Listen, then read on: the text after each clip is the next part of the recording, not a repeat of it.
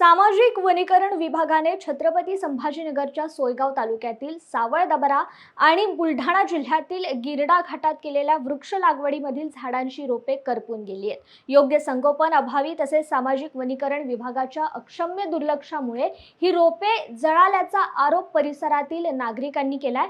शाळा महाविद्यालयाच्या परिसरात लागवडीसाठी रोपे पुरवठा करण्यासाठी शासनाकडून सामाजिक वनीकरणाला लाखो रुपयांचा निधी मिळतो। या निधीतून मागील 2-3 वर्षात रोजगार हमी योजनेअंतर्गत वृक्ष लागवड करण्यात आली असून प्रशासकीय यंत्रणेच्या उदासीन धोरणाचे वृक्षांच्या संवर्धनाअभावी अनेक वृक्ष नष्ट होण्याची शक्यता सामाजिक कार्यकर्ते व्यक्त करतात।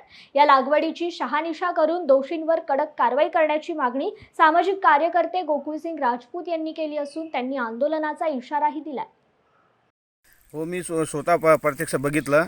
पूर्ण म्हणजे जे सामाजिक वनीकरण आहे वन परिक्षेत्राचं गिरडा घाटातलं, याच्यातले पूर्ण झाडं खाली पडलेले, त्याला पाणी नाही आहे। वन परिक्षेत्राचे यांच्याकडे पूर्णपणे दुर्लक्ष झालेलं आहे। शासनाने लाखो रुपये खर्च करून हे योजना राबवल्या जाते, पण जे फॉरेस्ट डिपार्टमेंट आहे वन विभाग हे याकडे अजिबात दुर्लक्ष करत आहे, जाणून बुजून दुर्लक्ष करत आहे।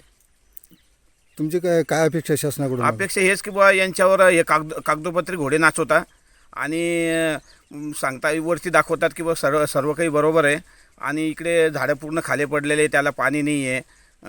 तिथे आणखीन जनावरांना सुद्धा पाणी पिण्याची व्यवस्था केली पाहिजेत, आणि हे जर व्यवस्था नाही केली तर आमच्या अखिल भारतीय भ्रष्टाचार संघर्ष समितीच्या वतीनं आम्ही आंदोलन करणार आहे। तुमची काय मागणी राहणार मग आंदोलन करून? बस हेच, यांच्या याकडे लक्ष द्यावे, दुसरं आमची मागणी काही नाही। आणखी काय मागणी असणार शासनाकडून तुमची? आज जे बेजबाबदार अधिकारी असतील, जे लक्ष देत नाही, यांच्यावर कारवाई करावी, ही आमची मागणी राहणार आहे।